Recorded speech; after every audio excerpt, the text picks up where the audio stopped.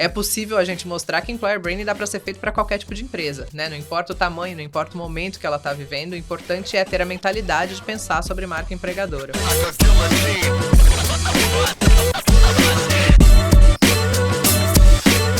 Oi, turma, sejam bem-vindos a mais um episódio do nosso webcast. Você está contratado. Eu e Gerson aqui estamos hoje com Suzy e Caio. Somos fundadores da Employer Branding Brasil, Gerson. E aí? EBB. Boa. Muito Então bem, vamos começar bem-vindos. perguntando o que é Employer Branding. Vamos dar o conceito primeiro. Vai lá, Claverry, manda bala. Vamos falar, é sempre um conceito complexo, né, quando a gente fala, mas vamos tentar deixar ele mais fácil, né? Eu gosto de falar, quando a gente fala de Employer Branding, a gente está falando de reputação. Employer Branding nada mais é do que a forma como você gere a reputação de uma marca como empregadora, que é diferente da maneira como você gere produtos e serviços, né, em relação à marca, mas como você mostra para o mercado que aquela marca também é um potencial empregador, também é realmente feita para talentos. Então, é gerir reputação. Tem vários mercados, vários setores de atividade que a gente vê pesquisas de opinião do público, da sociedade em geral, onde marca empregadora faz parte.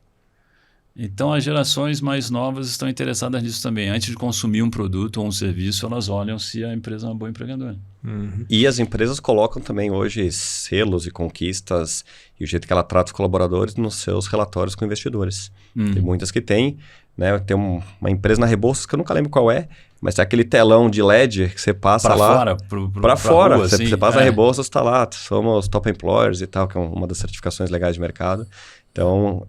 Isso está cada vez mais conectado. A marca é uma só, no final do dia. Aliás, Top Employers a gente gravou com o Gustavo Tavares aqui também. Tem um episódio com ele, dá uma olhada lá. Mas você falou de reputação, Suzy. Mas a reputação basta? É o suficiente? Geralmente porque, assim, não é o suficiente, né? Claro, porque mas pronto, assim, eu tenho reputação. A minha reputação da minha empresa é inquestionável. Estou há mais de 100 anos no mercado, né? E as pessoas... Isso não acaba sendo um tiro no pé, muitas vezes, de achar que reputação basta para employer branding? Reputação tem que ser gerida o tempo todo. Então, acho que essa é a primeira questão, né? Não dá pra gente achar que a gente tem uma reputação e que ela vai ser imutável. E a reputação, ela surge a partir da experiência, né? Então, acho que esse é um ponto importante, que aí tem uma conexão grande de Employer Branding com a Employee Experience. Employee Experience, quando a gente fala de experiência do colaborador, desses momentos que importam nessa jornada do colaborador, é isso que gera a reputação positiva ou negativa. É com base nessa experiência, reputação é uma coisa viva, né? É viva, e o tempo todo. É como se eu pudesse pegar, né? Não é uma medalha, não é um fato, né?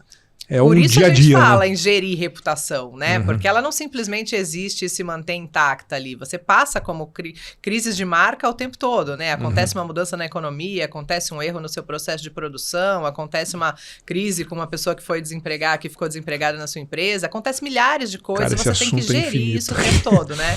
E vou fazer uma mágica. Posso fazer uma mágica? Quem tá assistindo a gente aqui. Bora. Aquela mágica. Pensa numa marca de pasta de dente. Você também. Quem tá aqui na produção também. Eu já pensei. Tá. Qual que você pensou? Colgate.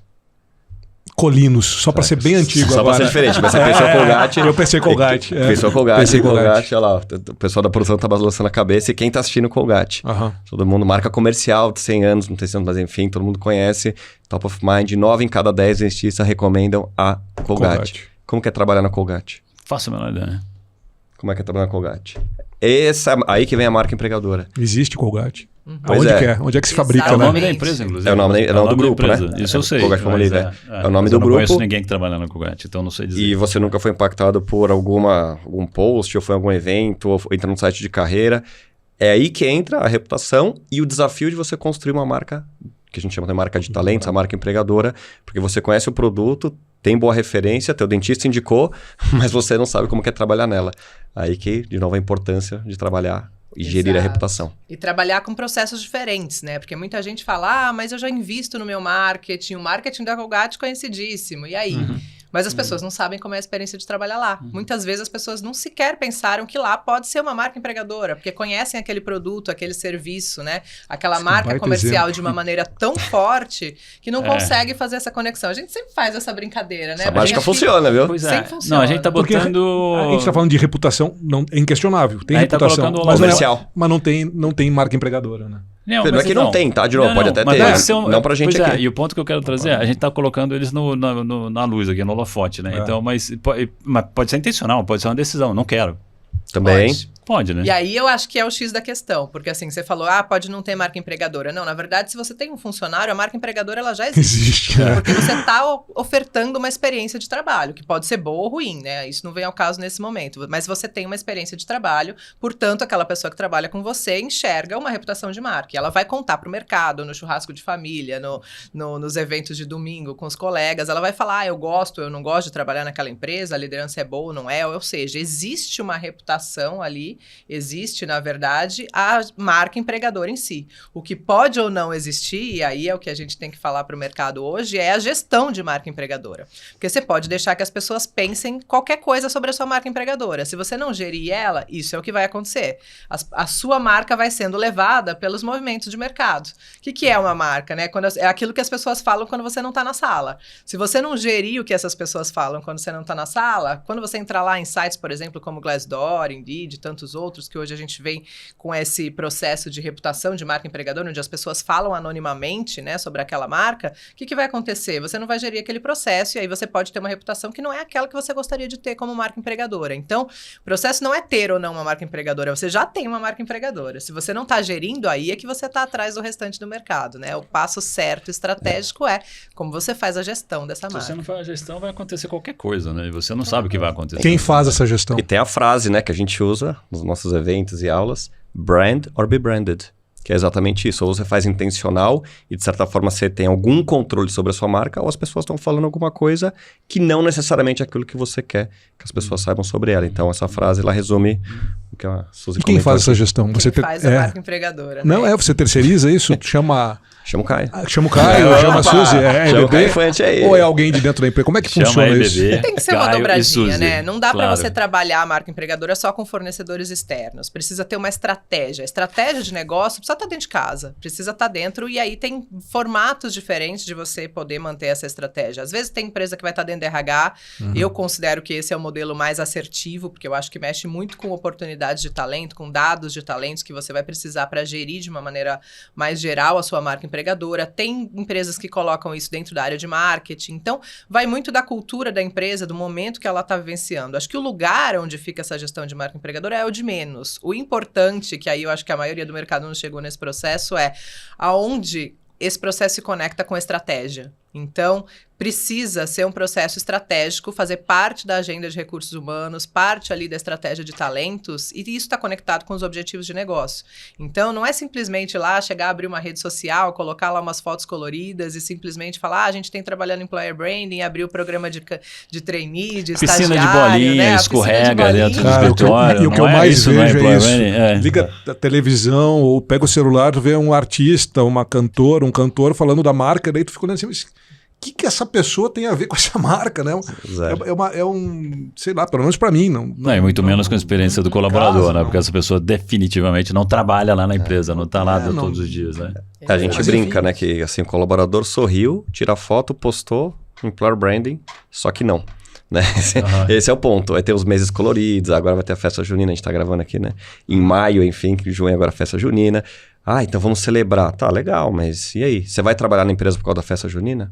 Essa sempre é a pergunta filtra que a gente faz. Por causa da piscina de bolinha? Festa de fim de ano. Festa de fim de ano, ou porque vai ter o kit maternidade, ou Suzy Claverry, ela usa o termo, outras pessoas usam, mas acho que é a Suzy que popularizou, que são os momentos que importam. Isso sim, né? Sua carreira, seu reconhecimento, você se sentir valorizado, a hora que você precisa do apoio da empresa, das pessoas da empresa, e se você tem isso sim ou não. Isso é determinante para você trabalhar feliz, animado na empresa que você está, ou se você não tem, para você escolher uma outra empresa. E cada empresa tem o seu estilo, nenhuma empresa é perfeita, nenhuma empresa vai atender 100% de tudo para todo mundo. Né? E isso pode mudar ao longo da carreira, pode mudar em função da própria vida pessoal. Então, e naquele momento, aquela empresa serve para você. Então, não adianta, assim, de novo, preocupação, quero essa empresa que vai ter mais candidato. Não é isso, não é sobre quantidade, é sobre qualidade. A Suzy trouxe outro termo importante para a gente aqui, Employee Experience também, né? A jornada do colaborador, a experiência do colaborador. E aí, o que você está trazendo também é isso o que você trouxe qual é o valor, qual é a proposta de valor que a organização tem para as pessoas, né? O Employee Value Proposition, mais um termo também. Isso. Fala um pouquinho mais de Employee Value Proposition e da ligação disso com o Employer Branding. Basicamente é o seguinte, você tem um produto, seja ele qual for, um serviço, pode ser um carro, um refrigerante, a pasta de dente que a gente comentou.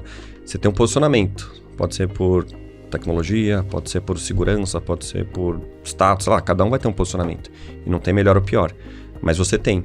O Employer Brand, como a gente está falando, e em geral, como o mercado faz, ele fala qualquer coisa para qualquer público. Não existe uma estratégia, que a Suzy comentou aqui várias vezes, que é isso. Por que as pessoas... O EVP, como a gente chama, né, Employer Value Proposition, eu resumo em 3 perguntas. Por que a pessoa escolheu a tua empresa? Por que ela continua escolhendo a tua empresa? É de dentro para fora essa construção, todo dia. Se a gente responde essas 2 perguntas, a gente responde a terceira, que é porque um talento de fora deveria se juntar à sua organização. Esse é o resumo do EVP. E aí também outro termo que a gente tenta popularizar e facilitar para as pessoas entenderem é um denominador comum de experiência positiva. Experiência que você já entrega, experiência que o seu colaborador está falando, seja na rede social, no grupo do WhatsApp ou no churrasco do final de semana. Então, entra no Brand or Be Branded. Se você consegue organizar, mapear isso, você vai conseguir envelopar, aí entra o Employer Branding, né, ou entra toda a parte de comunicação, publicidade, com segmentação, porque eu vou falar com tech de um jeito, com jovens de outro, em canais diferentes, se é uma planta, se é um varejo, enfim, aí você vai ter as diferentes segmentações, mas a história sendo contada é a mesma. Essa é a simplicidade, ou deveria ser, né, da construção de uma marca empregadora. O problema é que todo mundo quer fazer porque é buzzword, porque tá na meta lá, e você bota um tiquezinho lá, não, fiz meia dúzia de post. Não resolve o teu problema de reputação, que volta na conversa número 1. Aqui não é atrair ou reter. Atrair e reter é consequência de uma boa reputação. Você falou de post de mídias sociais já mais de uma vez, né? E aí no mundo de hoje, né? No mundo de hoje, que a gente não tem domínio nenhum sobre o que acontece, né? E você falou também da experiência da pessoa que é demitida e tal. Então, tem um movimento atual, e os americanos adoram batizar, né, as coisas, né? Então, teve o quiet quitting, que era a pessoa fazer menos, né, do que ela poderia fazer, né? Só porque ela está ali meio chateada, acomodada. Então vou revidar, dar a troca aqui para essa empresa que não é muito legal, então vou trabalhar menos. Só que agora tem um loud quitting, que a pessoa contrata uma banda, demissão, né? A pessoa pede demissão ou é admitida e faz um barulho nas mídias sociais dizendo, olha só que coisa bizarra, olha muitas vezes, olha a maneira como eu estou sendo demitido. Né? Recentemente eu vi um post da pessoa sendo demitida por Zoom, e esse Zoom foi parar, né, no TikTok, ou sei lá, TikTok não porque eu não acompanho, mas no Instagram talvez. Então, tem esse movimento do loud quitting agora também, né? Mas não é o movimento que eu quero falar, é a coisa mas eu tô feliz, então eu também posso postar. Olha a festa da firma, a promoção, o salário, etc e tal, eu tô conhecendo mas isso faz parte da reputação, né? Isso as pessoas vão ver. Então, a dificuldade de você fazer a gestão quando não se tem domínio do que milhares de pessoas que trabalham na organização vão também estar comunicando para o mercado. Acho que aí a gente tem 2 pontos, né? O primeiro que isso vai surgir naturalmente, né? Com essa ascensão das mídias sociais, todo mundo pode ser influenciador, pode falar qualquer coisa, a qualquer momento, em qualquer mídia. É natural que isso se surja, eu já houve uma época em lugares onde eu trabalhei onde se pensou em proibir isso. Não tem como. Que é um retrocesso completo, né? Você faz isso, hoje você perde totalmente sua reputação, né, como marca empregadora. Exatamente.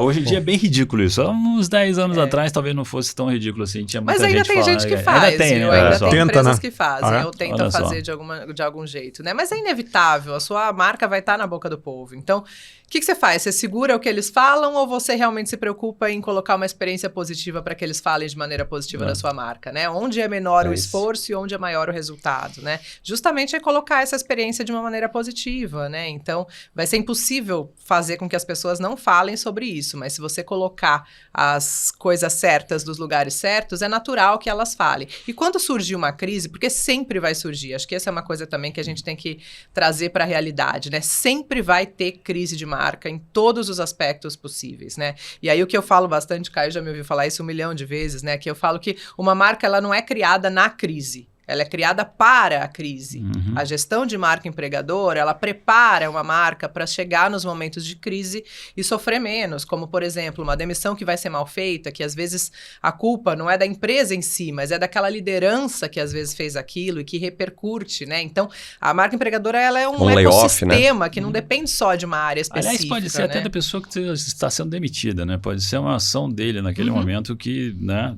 Pode ser também. A coisa correu tudo direitinho, bonitinho e tal, e a pessoa conta uma outra versão da história que não é. Sempre tem, a pessoa se sente injustiçada. E pode ser uma exceção, como pode não ser também, mas as pessoas, isso fica perceptível publicamente, né? Então, se você tem uma gestão de marca empregadora, quando é um caso isolado, as próprias pessoas de dentro da sua organização defendem aquela marca como empregadora, né? A sua marca consegue se posicionar num caso que é mais específico. O que não vai dar, obviamente, para fazer é quando aquilo realmente é uma realidade e aí entra em larga escala, que é justamente a gestão de marca empregadora que não foi feita antes e o processo de experiência construído bem feito. E a constância, né? Do tipo assim, tu começa a checar, do tipo, poxa, mas se essa é um fato isolado ou isso tem sido repetidamente falado, né? E as mídias sociais estão aí para isso. Quando vem um barulho, o barulho é grande, né? Então... E em geral são casos isolados, né? Se a gente pegar a tal da planilha das empresas tóxicas, que que tem um monte de gente com medo, tremendo. Uhum. Tem um monte de empresa que não deve nada para ninguém. E que sim, são casos isolados, às vezes tem, obviamente, exageros ali. Sim. Ou foi uma experiência específica de um determinado momento, que assim, pode acontecer de novo. Não existe empresa perfeita. Não adianta de querer romantizar, falar, não, minha empresa é perfeita. As pessoas se doem porque falam, nossa, tá falando de mim. Claro. Não tá falando de você. Só que se você tem 99% de coisas legais e incríveis acontecendo, e você comunica isso, não adianta também você comunicar só depois que eventualmente dá a crise. Aquele 1% passa batido, passa desapercebido. Me vem marcas na cabeça, acho que não vale, acho que não, melhor a gente não falar aqui. Não, peraí. Deixa pra lá. Mas deixa, não, um comentário até seu, de uma época de uma crise forte que passou a nível Brasil, de uma marca grande, e que você se doeu por conhecer pessoas muito próximas a você, que trabalharam por muitos anos de forma séria dentro daquela empresa e que por um momento passou por uma crise forte e que botou a marca lá para baixo, né? Então é isso, né? Mas como que a gente se distancia desse problema que a gente não tem nada a ver com isso, mas nos impacta, né? Sim. Como consumidor, como... Colaborador, ou ex-colaborador. Próximo, ou ex-colaborador. Pensando tanto marca e pensando comercialmente como pensando marca empregadora, né? Nesses momentos, se realmente a experiência é boa, os outros 90% que têm experiência boa vão aparecer ali e vão defender, e vão contar suas histórias também. Né? Até em posts mesmo. Pode sugerir um comentário. Não, peraí que não é assim não. Né? Não, só pegar o Glassdoor. Quem tem nota 5 em tudo? Ninguém. Quem tem nota 1 ou 2? Todas as empresas têm pelo menos algumas avaliações nota 1 ou 2.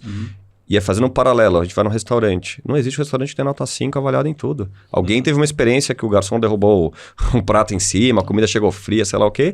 Mesmo assim, quando você olha o total da reputação e outra, o que combina com o Caio, diferente combina com a Suzy, Marcelo, assim por diante. Somos únicos, né? Então assim, eu gosto desse tipo de restaurante, eu acho que vai ter uma experiência legal e eu vou nele. E mesmo às vezes ter uma avaliação negativa, para mim pode ter sido incrível. E tá tudo certo. Então, é muito relativo. Então não adianta essa coisa de novo, criar uma marca perfeita que todo mundo ame. Isso não existe. Isso não vai acontecer. É fazer a gestão disso, não é? É fazer a gestão. E se conectar com o público certo. Sim. Porque preciso contratar engenheiro. Não são todos engenheiros. Preciso contratar tech. Não são todos os perfis de tech que combinam com a sua empresa. Seja por segmento, de novo, para o momento da empresa, pela tecnologia /ferramenta ali, linguagem que a pessoa domina e assim por diante. Então, existe acho que é um pouco do brasileiro e até do latino-americano, onde a gente quer ser aceito, a gente quer ser querido. É uma característica, né, nossa como ser humano. E aí a gente sofre por causa disso. A rejeição que ela existe, né, em N relacionamentos, e nessa de profissional, as pessoas ficam super doídas. Quando você entrega a carta oferta, a pessoa não quis. Se você tem uma marca... entrando aqui um pouco aqui em indicador, um dos indicadores é como é que você aumenta o número de pessoas que aceitam a sua carta oferta, porque não tem dor maior, e eu entendo o mundo do recrutamento, quando faz todo o processo, negociou o salário, o gestor aprovou, e a pessoa fala, putz, pensando bem, não quero mais. Isso quando a pessoa não desaparece, a pessoa sequer te responde. Sim. Tem vários cases aí não tão legais, mas que acontece. É um perfil, se você chegou até o final, minimamente você dá um retorno também, né, para a empresa. Mas é uma dor que o employer brand, uma marca forte, ela ajuda a combater. Eu tenho clientes, por exemplo, que saiu de 4 para 7. Ou seja, a cada 10 cartas ofertas, somente 4 aceitaram. Hoje é 7. Isso é um ganho operacional, isso é um ganho de velocidade. Isso é um indicador de desempenho. Baita indicador. Do employer branding. Financeiro. Porque o custo disso é... Né? Fala de outros benefícios que o employer branding bem administrado traz para a gente. Então, trouxe um indicador legal agora, você está economizando recursos, né, no recrutamento e seleção. São muitos, e aí acho que depende da estratégia da tua empresa, mas dá para a gente falar, conectar a estratégia de employer branding com a diminuição de turnover, quando você tem propostas de valor adequado e você comunica isso para dentro, para fora, de maneira concreta e segura, você consegue ter uma taxa de retenção melhor também de pessoas dentro da organização, você tem taxas melhores de aceitação de carta-oferta, né, diminuição de pessoas que negam a sua carta-oferta ali naquele cenário, diminuição de SLA, você tem, por exemplo, né, menos tempo ali para você fazer os processos de recrutamento, efetivamente, porque você não precisa vender tanto a sua marca, ela já conhece, a pessoa já conhece aquilo, ou então já enxerga logo de cara que as propostas de valor estão conectadas com ela, então vou dar um case, tem uma série de coisas. Vou dar um case nesse aí também, outro cliente, eu não vou falar o nome dele, mas enfim, um cliente super querido. Contratar caminhoneiro, que não está no LinkedIn, começa por aí. Então, esse público você não vai atrair no LinkedIn. A gente fez campanha offline, outdoor, rádio, do interior do Brasil, não aquela coisa Faria Lima, né, como a gente brinca. Diminuiu de 26 para 8 dias o tempo de contratação, começando no employer branding, claro que tem um ajuste no processo seletivo, é o caminhoneiro que pega o produto e leva, né, no centro de distribuição e leva para a loja, para o varejo. Resultado financeiro, ou seja, eu tenho 18 dias mais de possibilidade de venda, porque foi o tempo de economia no meu processo seletivo. Quanto mais eu vou vender, quanto mais o meu famoso bottom line ali eu vou somar, percebe? Então, faz parte de uma estratégia que aí conecta com o negócio e tudo mais. Então, assim, e quem, né, publicidade padrão, quem não é visto não é lembrado. Então, a gente conseguiu levar para esse cliente 3 mil caminhoneiros para um processo seletivo. 3 mil. Claro que tem um monte de vaga. Se você não contratar dentro de 3 mil pessoas, de novo, 3 mil que se interessaram pela marca. Que esse é um outro benefício do employer branding, que as pessoas não olham, que geralmente, você que trabalha com recrutamento e seleção, é um trabalho de herói e heroína. Que você liga lá o teu computador e você fica mandando inbox pra galera que não quer trabalhar para você, que não conhece a tua marca, e você tá insistindo pra pessoa participar de um processo seletivo. A gente inverte essa lógica, porque eu trago pessoas que levantaram a mão e falaram, pô, eu gostei da sua empresa. Como é que eu faço? Gostei dessa mensagem. Se identificaram com uma outra coisa e falaram assim, pô, me conta mais. Essa pessoa tá muito mais aberta a ouvir a tua proposta. E aí, se você tiver um bom... E potencialmente mais alinhada com a vai cultura da empresa no futuro. A chance de dar certo é muito maior. É simples assim. Então, a gente inverte a lógica de mercado de prospecção ativa para uma prospecção, entre aspas, passiva. Criar o tal do pipeline de talento de uma maneira organizada, estruturada. E, de novo, com o brand, não com o be branded. Para você que acompanha o nosso conteúdo aqui no YouTube, do webcast, do podcast da Você Está Contratado e tem o interesse de colocar a sua marca, o nome da sua empresa no nosso canal, entre em contato com a gente. Empresário, empreendedor, você que é executivo de uma grande empresa. Vem junto! Me veio agora um tema aqui que faz parte desse pacote aí, diversidade. Também. Porque assim, se você começa a falar, eu falo com esse público, vamos pegar o exemplo dos caminhoneiros, né? Esse público, essa faixa etária, esse gênero, essa localização, e aí tu começa de novo, né? A funilar e fica fazendo o teu cluster ali de pessoas com o mesmo perfil, né? E aí, como é que você consegue também trazer diversidade, ser diverso e dar oportunidade para todo mundo de uma forma mais ampla, né? Como é que conversam essas duas coisas? A gente tem frase pronta para tudo, né? Então vamos embora. A gente faz isso há tanto tempo, né? O EB, uma outra definição do EB, que é Employer Branding, o EBB é Employer Branding Brasil. Mas o EB é a mensagem certa, no canal certo, na frente do candidato certo. Então, muitas vezes não é só postar no LinkedIn. Aliás, na agência, né, que eu lidero aqui na Radius, ano passado a gente usou 40 mil canais de mídia diferentes para falar com todos os públicos que vocês imaginarem, mais de 100 países, enfim, a gente que trabalha era brutal, é muito grande. Por quê? E eu dou exemplos no Brasil. Então, estava agora com um cliente, a gente estava na Feira da Carreira Preta, que foi no Ibirapuera. Tem uma festival Carreira Preta, não me lembro agora como é que era. E estava lá fazendo ativação para falar, você conhece essa empresa? E não sei o que lá. Eu não estou lá para contratar, eu estou lá criando awareness. E lógico, aí você coloca um QR Code, não sei o que, você vai criando um pipeline de pessoas de uma comunidade específica, ou de uma segmentação específica da diversidade, que potencialmente vão se interessar pela sua empresa e tal, e você vai acabar contratando. Então não é só fazer uma vaga afirmativa, que é uma coisa relativamente comum, que ajuda super, acho que ela é super positivo, mas não é só isso. É você estar em contato com o segmento, de novo, no canal certo, na frente do candidato certo. E a diversidade naturalmente vai vir se fizer parte da sua empresa, das promessas de valor, se as pessoas identificarem isso dentro de uma experiência de trabalho, né? A gente vê muita gente querendo, vamos falar de diversidade, vamos colocar inclusão nesse processo, e nem sempre é que as pessoas encontram dentro da experiência efetiva daquela marca, né? E aí você entra em contradição, que é o que acontece muito no mercado. Você vende para fora uma marca empregadora que não é realista com aquilo que é de dentro, né? Então, quando a pessoa olha lá fora, se encanta e fala, nossa, o candidato acha aquela marca incrível, super legal. Mas quando vai conversar, vai entrar de repente num site onde tem referência daquela empresa, vai conversar com alguém que trabalha lá, percebe que a experiência não é aquela. Ou então quando entra, acontece aquela desconexão, né, daquilo que é vendido pelo processo de recrutamento ali e aquilo que efetivamente é encontrado como experiência real dentro de casa. E aí acontece, né, o processo que o pessoal fala, não dá para olhar employer branding para fora só, né? Para fora é uma consequência. Primeiro você olha para dentro, trata o seu processo de experiência para depois você levar essa marca empregadora com segurança para fora. Volta nos pontos que a gente já comentou, da experiência e da proposta de valor. Total. Se isso tudo não estiver conectado, não vai funcionar para fora, né? Vai dar ruim. Você vende coisas Pior aleatórias. ainda, né? É aquele marketing enganoso, né? Que faz uma campanha que não tem nada a ver com o brand, né? Com a marca. E a frustração, a frustração é total, gigante. né? Gigante. Vai dar ruim em algum momento, né? Ou não vai aceitar a oferta, ou vai entrar e vai sair rapidamente porque não bateu. E até como candidato, às vezes tem o risco de virar colaborador que fica pouco tempo, aí impacta turnover, dinheiro jogado fora e tudo mais. Mas tem muitos candidatos que ao longo do processo se decepcionam. A gente tem vários prints disso, é legal, quem quiser depois chama a gente. Onde os candidatos falam, nossa, não acredito que essa empresa é assim.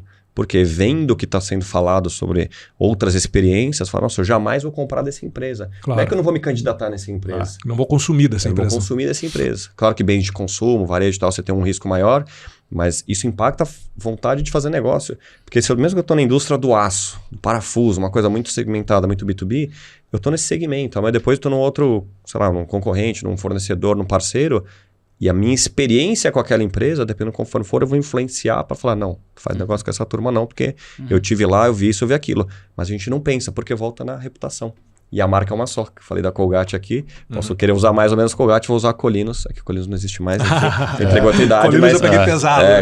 Mas tem muito a ver com o processo de humildade também das marcas, né? Essa questão que você colocou, né? De brasileiro, latino-americano, culturalmente precisar ser mais aceito, né? É isso. Você não pode escolher todas as promessas de valor para sua empresa. É impossível que aquilo aconteça. Você precisa escolher aquelas que são certas, quais que é aquelas que você entrega com realidade dentro da sua empresa.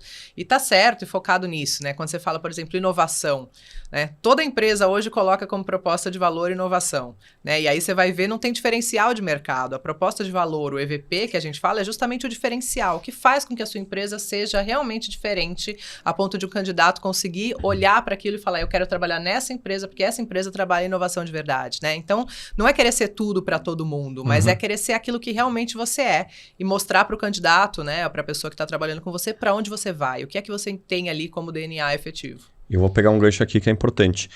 A gente sempre fala como é que a gente ativa a marca empregadora. Então, teoricamente, você desenha o EVP e depois você precisa contar a história do seu EVP.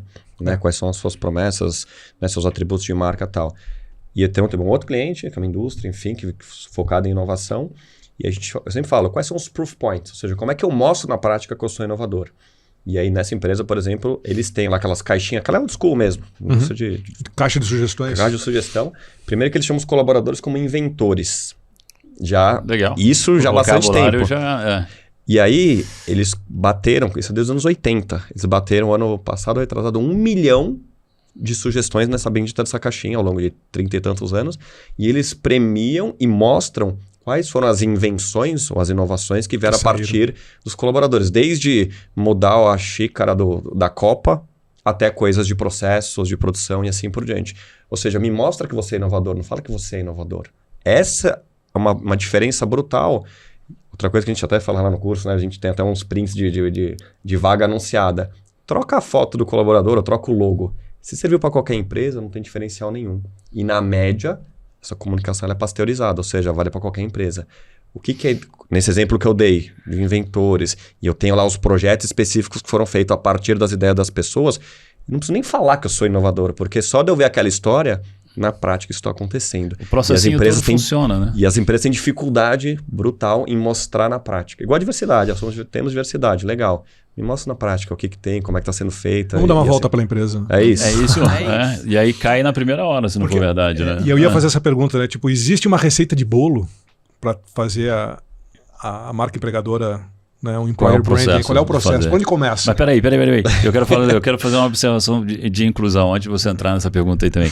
E você falou de foto agora, né? Você falou dos sites e tal. Então, toda a comunicação que a empresa faz, ela é colorida e ela vai ter fotos, né?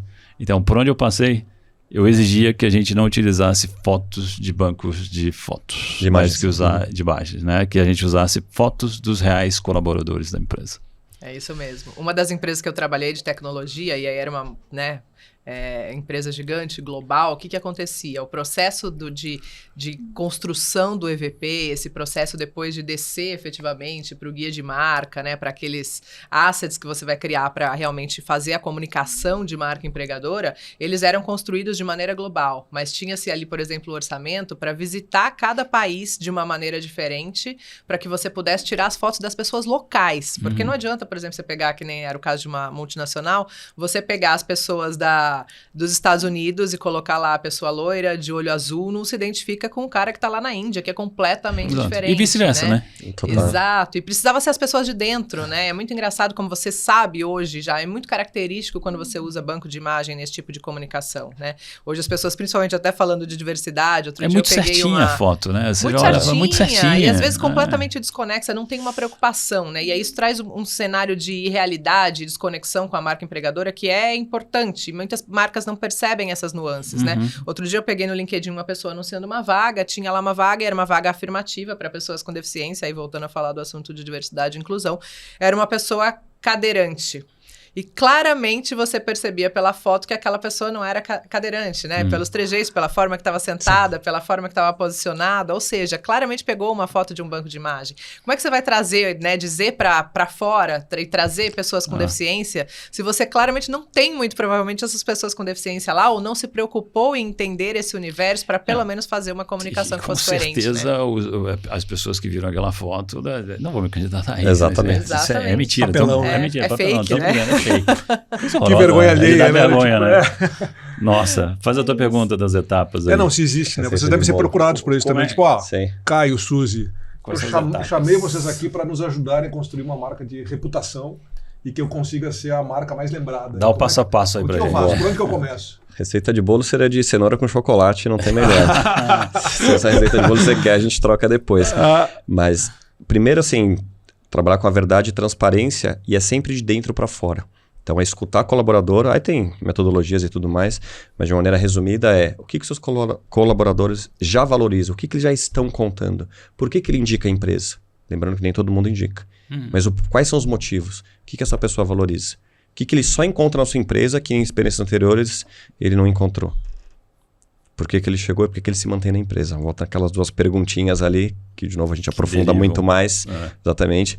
Então, se a gente entender isso e mapear, e como a Suzy trouxe aqui em uma fala dela, não dá para ser tudo. É igual competência, quando está na entrevista por competência. Ninguém vai ter 8, 10, nem o CEO vai ter as 8, 10 competências mapeadas lá nas entrevistas. Então, o que você faz de verdade de bom? Né? E baseado não na visão do CEO, fundador, dono, nem na visão da RH. Tem que ser uma mescla, porque o negócio ele é heterogêneo, ele é amplo, tem vários públicos e vários momentos de vida, várias gerações, inclusive. Então, é meio denominador comum que eu trouxe dessas experiências positivas. Esse é o segredo. E aí você, de novo, trabalha com a verdade. Porque o que você vai prometer? Vai prometer o que a pessoa vai entregar, vai encontrar de fato. Não tem o descasamento que a Suzy comentou aqui, não tem a frustração de você propor algo, chegar lá é muito diferente. Como um produto, você vê um produto lá na internet, a hora que você compra, o que você faz? Você devolve o produto. Só que a carreira não dá para devolver. Isso é complicado. Mas isso também, você tem que ouvir o teu cliente também, o teu cliente final, quando falo, porque a gente está falando muito aqui de cliente interno, né?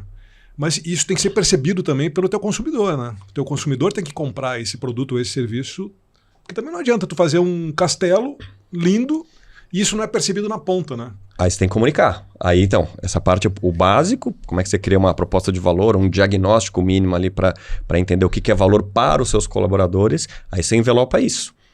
Aí você vai entrar com toda a parte storytelling, com toda a parte bonitinha, com a publicidade em si, com vídeo, com GIF, com carrossel, enfim, N formatos, exatamente. E com os públicos específicos. Falei aqui de 40 mil canais de mídia. Dei exemplo aqui de uma empresa no outdoor, rádio, teve que a gente fez campanha no TikTok. Não é só o LinkedIn. Né? Tem os eventos de universidades, aí você tem vários canais específicos. Você já deu o público antes que nem mídia social era, né? É publicidade. No final, nada mais é, né? Se perguntar pro meu pai o que eu faço, eu falo marketing para RH. Ele não sabe muito mais do que isso, mas ele sabe que eu sou um publicitário no mundo de RH. É isso. Mas tem coisa antes disso, né? Acho que assim, é um ponto que o Caio trouxe, é que a gente se completa nas visões, né? Quando a gente fala de Employer Branding Brasil, eu, o Caio e a Winnie, que também é nossa sócia aí nesse processo, também tem papéis diferentes, né? Em momentos diferentes. Então o Caio vem muito desse universo de agência. Dá um passo atrás. Vamos começar de novo o podcast. Se apresentem. Qual a formação, de onde vocês vêm, que experiência vocês têm, porque isso é muito bacana, né? Por isso que vocês estão falando muito disso. Boa. Né? Legal. Então, quando a gente se juntou no mercado para falar de Employer Branding, a gente se juntou justamente porque as experiências se complementavam, né? E a gente tinha muita necessidade, dentro dos ambientes que a gente vivia, que as pessoas entendessem mais sobre Employer Branding para a gente poder entregar os nossos trabalhos, né? Então, eu sempre vim trabalhando de Employer Branding. Na verdade, eu sou design gráfica, depois me formei em marketing, comunicação, trabalhei em indústrias de propaganda e etc. Vim cair por acaso no meio de recursos humanos, né? E nunca mais consegui sair. Já faz 15 anos que eu tô aqui, não pretendo sair. E aí comecei a trabalhar com Employer Branding há 15 anos atrás, quando tudo isso era só mato, ninguém sabia, nem ouvia falar isso daqui, não tinha a menor ideia, né, do que era Employer Branding. E aí comecei a trabalhar isso dentro de multinacionais. O Caio já tem uma experiência de trabalhar... Como colaboradora da multinacional. Como colaboradora, é isso. Como pessoa que vai ser ali a que vai gerir a estratégia de embaixadora, Employer Branding. né? CLT da empresa. Exatamente, exatamente. O Caio vem do universo de agência, então, né? Hoje ele trabalha aí na maior agência de Employer Branding do mundo, então tem muitos cases com clientes diferentes. Ele vive uma parte do Employer Branding e eu vivo outra, né? Eu vivo como se fosse o cliente interno dele, né? E a Winnie vem do mercado de startups, né? Ela se consolidou bastante nesse cenário, que também é possível a gente mostrar que Employer Branding dá para ser feito para qualquer tipo de empresa, né? Não importa o tamanho, não importa o momento que ela está vivendo, o importante é ter a mentalidade de pensar sobre marca empregadora. E aí acho que o Caio traz bem esse processo, né? Quando ele fala de EVP, dessa construção e tudo, mas eu com o olhar de fazer isso dentro da empresa, tem um passo antes de eu chegar nessa estratégia de construção do meu EVP, etc., que é pensar por que raios eu estou fazendo Employer Branding, que problema estratégico eu preciso resolver, né? Para que essa estratégia se adeque a isso. E aí é que está a grande dificuldade do mercado. O mercado pede para a gente sempre uma receita pronta, né? Quais são os 5 passos que vocês dão para a gente fazer? Não é tão simples quanto isso quando a gente está falando de estratégia, porque para cada empresa vai ser completamente diferente. Eu posso criar uma estratégia de Employer Branding focada na atração de talentos para uma startup, porque eu preciso contratar 3 mil pessoas no próximo ano.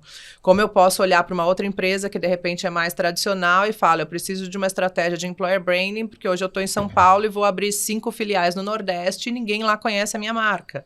Então, se eu não der esse passo antes, eu não sou estratégico. Aí eu vou ser aquela pessoa que vou chegar, que é o que geralmente acontece na maioria das empresas. Coloca uma pessoa aí para cuidar de Employer Branding, coloca o estagiário, coloca o analista, né? Faz aquela área ali e tal. O que essa pessoa faz? Coloca na descrição de cargo. A pessoa tem que cuidar das redes sociais, tem que construir a piscina de bolinha, tem que fazer essas coisas. Mas, na verdade, não tem ali senioridade para entender que o processo ele é antes disso. Como é que eu olho para isso e conecto primeiro com o meu negócio para depois, inclusive, escolher as pessoas que vão fazer sentido gerir essa área com base nos conhecimentos que elas vão ter.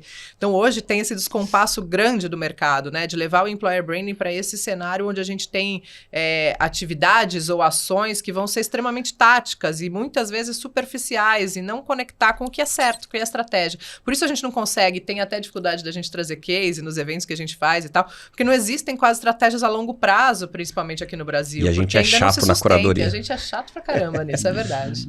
E tem outro ponto, só complementar aqui, de novo, que eu trago a minha experiência de agência. Então, tá tendo N CNPJs ou RUTs aí pela América Latina ou LLC ao redor do mundo. Teve um dos maiores cases de desafio foi pegar uma empresa Lava Jato. Problema de reputação. Meu problema não é nem contratação. Contratação é secundária. Eu tenho um problema de reputação. Antes. Maior. E aí, sabe quem comprou? Foi o CEO. Não foi nem RH. Isso veio o CEO, que é muito raro hoje no Brasil, um CEO se envolver com o tema. E muito se leva de RH também, pouco se mete com... Depois que tá lá, tal, ele acaba vendo, não sei o que, vê que é interessante, que realmente transforma a organização. Mas esse veio direto do CEO, falou, cara, tem um problema de reputação gigante que vai impactar o meu negócio, que é feito por pessoas. Então, esse é um baita case que eu tive. E isso que a gente passou no Brasil recente, né? Foi do dia para a noite, né? Era a empresa mais admirada do Brasil e no dia seguinte amanheceu com a empresa mais odiada do Brasil. Né? Então, assim, e aí? Não foi essa, foi uma outra. Mas então... Até porque tem um monte, né? Tem um cara da não, primeira. é um cesto, infelizmente. Traz algum... Vamos fechar aqui com algum exemplo negativo de employer branding. Pensa alguém de fora do Brasil, um caso de fora do Brasil, talvez que tenha feito alguma campanha que não caiu bem. Não, vou falar do Brasil mesmo, só que eu não vou dar o nome. Ok. Teve uma empresa que... Layoffs, várias empresas passaram por layoffs. E, de novo, é muito como você faz isso, o processo, a comunicação e tudo mais, o respeito com as pessoas. Aliás, abre parênteses, tá? Agora tem a tal da demissão humanizada, né? Você entrar na caixa de bombom em balões que a pessoa está sendo demitida. Chega nesse nível de, desculpa, estupidez que a gente vê nas redes sociais. Bizarrice. Bizarrice. Mas, enfim, teve um movimento de layoff. Tinha feito um investimento em marketing grande em outros lugares, ou seja, fica meio contraditório, ou seja, você não tinha dinheiro para manter as pessoas, mas você fez um baita investimento na sua marca comercial e questão de 15 dias abriu um programa para contratar 40 pessoas de diversidade. Cara, olha a sucessão de lambanças. Quem que não está conversando com quem? E de zero estratégia, ou zero comunicação interna, inclusive, de falar, peraí, o que a gente vai fazer, como é que a gente vai comunicar? Porque você pode até abrir o seu programa de diversidade, super válido e tudo mais, mas não faz barulho com isso.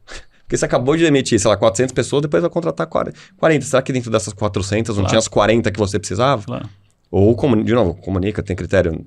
Mas é um exemplo clássico que a gente tem aí no mercado nacional. Deve ter uns 2 anos, por aí, 2 anos, 3 anos, foi meados da pandemia. E acho que o legal de você falar de layoff, né, dessa questão de demissão, aí é para a gente enxergar que employer branding não está só no processo de contratação. Exato. A gente tem que pensar no employer branding, na gestão de marca empregadora, na reputação de ponta a ponta, inclusive quando você sai, né, da empresa.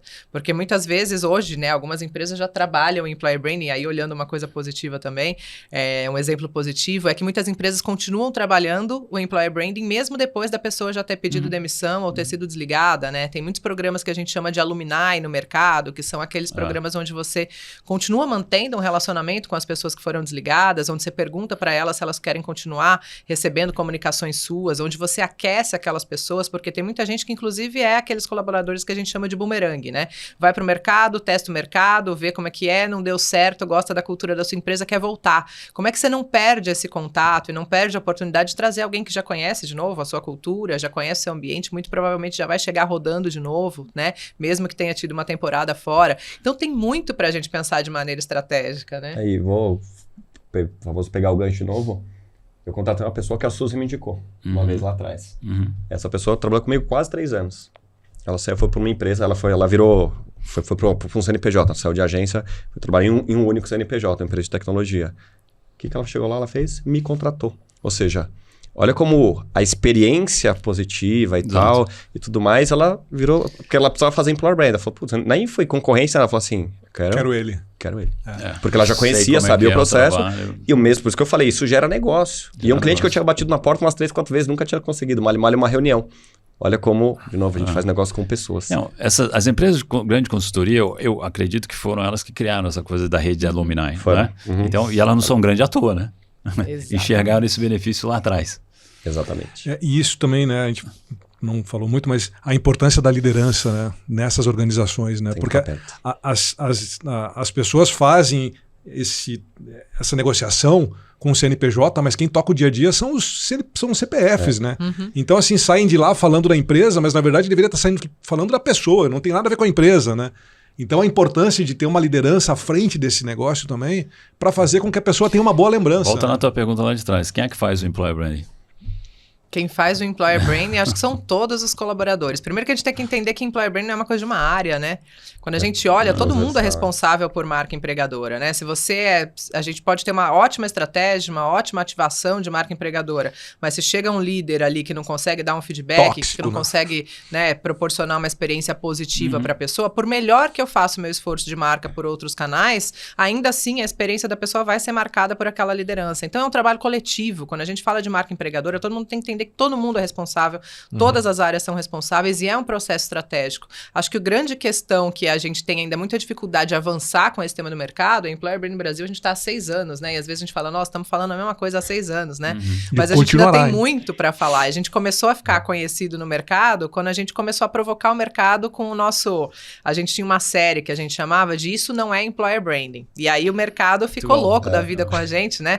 Porque todo mundo, né, julgava certas coisas como sendo Employer Branding e a gente foi no caminho contrário. Via nesse local, né? Então a gente causava um incômodo e era legal. A gente causava esse incômodo proposital. Até hoje a gente causa, mas a gente já vê bastante gente, crescer, né? A gente sente um pouquinho de dor, né? Pra crescer. Exato. O bombom no Dia da Mulher não é... Mas o que tem acontecido é que tem ido por um caminho diferente, né? A gente vê o CEO e a liderança mais sênior das empresas ainda não estão conectados com o tema de Employer Branding. E quem tem feito, né? Quem tem tentado fazer acontecer é o movimento de baixo para cima, e que obviamente demora muito mais para acontecer, né? O RH como um todo, né, da pirâmide mais baixa, a parte mais baixa da pirâmide, é que vê muito valor nisso, porque é quem tá ali no dia a dia sofrendo com aquela falta de reputação de marca empregadora efetiva. Então tenta levar o movimento de baixo para cima, o que é mais difícil, vai demorar mais tempo. O pessoal encontra vocês nas redes sociais, site Employer Branding Brasil, ou ebb.com, como é que é? Employer Branding Brasil, LinkedIn, Instagram, o site é employerbranding.com.br. O meu Caio Infante oficial.